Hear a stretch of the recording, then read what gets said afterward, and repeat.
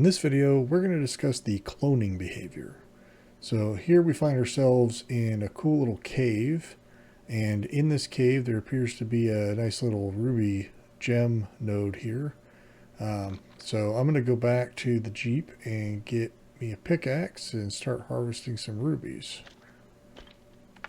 Well, we have a little earthquake event, but I heard some rocks falling there, so I'm just going to go right back to where we were, and yep, sure enough, the rubies seem to have been knocked loose, and I can just pick them right up off the ground. Cool. So collect some rubies here. Alright, so let's take a look and see how that was set up. And that's just one possible scenario. There's any number of different ways you can set this up, but it's the simplest one I could come up with.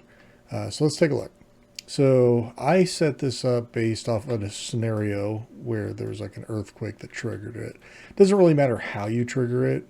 It just needs to be triggered. So we have a trigger zone here, and as I walked through the trigger zone, that's what triggered it. That is connected to two things.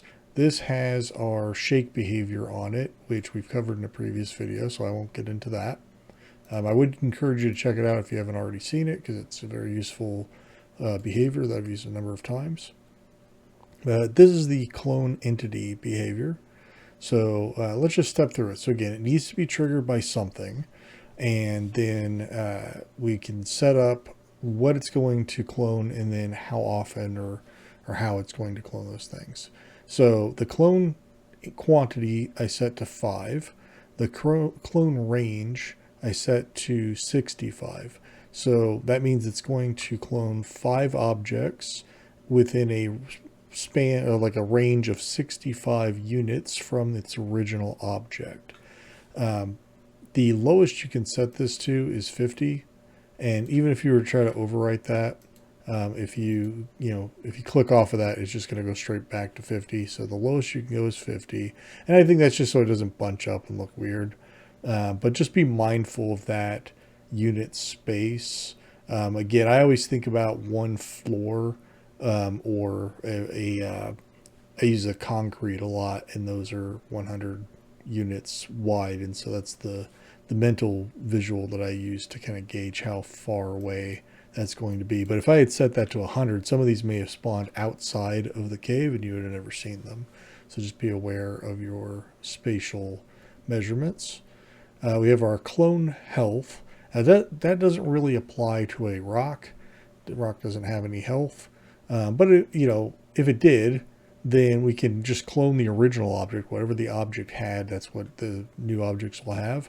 Or we can make it random. So now let's suppose we had, I don't know, bunnies, right? And the original bunny has 10 health, but we want it to be randomized as far as how much health the bunnies will all have individually.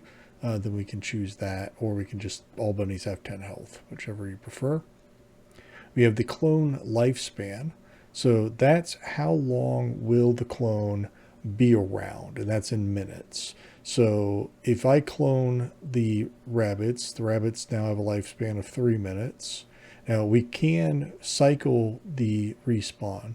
So in this case, if I had that off, they'd only spawn once, they'd last 3 minutes, they'd go away. And that's for preserving memory, right? Remember that you're making this game and it is requiring resources, memory resources, to keep track of all the individual objects and all the behaviors and everything else that you're trying to do in this scene.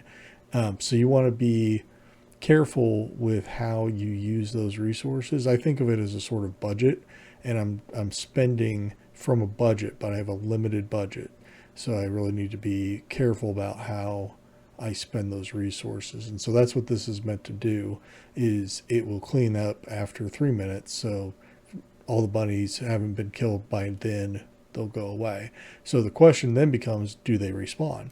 Maybe we want them to respawn, and that'll just kind of refresh them.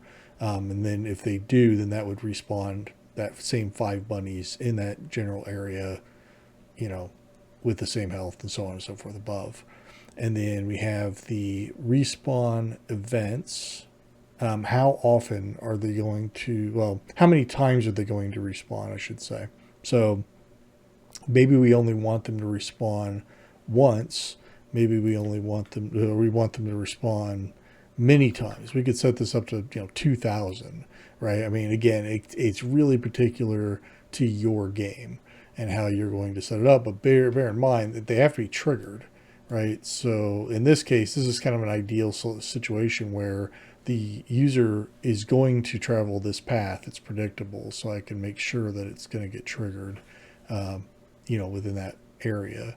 So just keep that in mind and try to use this in a strategic way. I think 2,000 is a little extreme depending on what you're building, but I'll let you be the judge of that.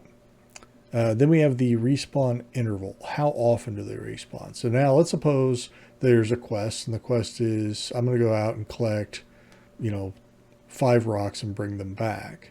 So I've collected my rocks, they're all gone. I want them to respawn as many times as is necessary.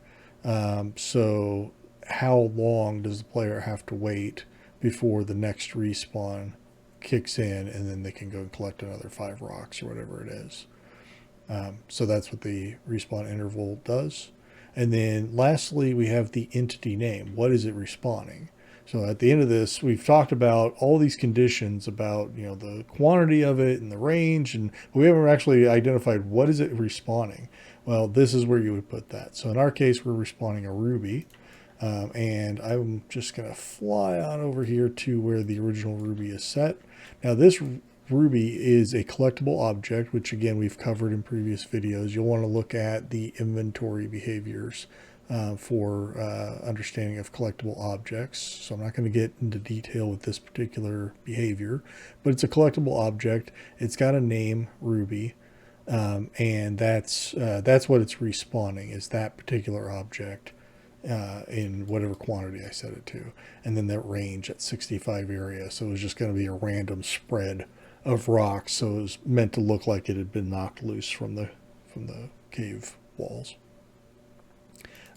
But that is it. That is everything you need to know in order to clone an entity in Max. If you enjoyed the video, or if you learned anything new, I'd appreciate that you click the like button below. That helps me understand how informative and helpful these videos can be to you. If you want to leave a comment, that's also very helpful to me. Good feedback is always appreciated. If you haven't yet subscribed yet, now is a great time to do so.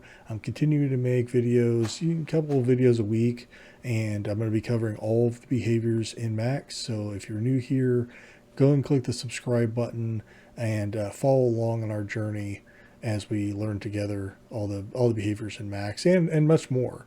And lastly, if you want a notification for when a new video is posted, I don't really keep a regular schedule. It's just whenever I have something available, I'll post it. Click the bell icon. That'll notify you whenever new videos are posted. But that's it. Thanks so much for watching all the way through. I really appreciate it, and I'll see you in the next one. Bye for now.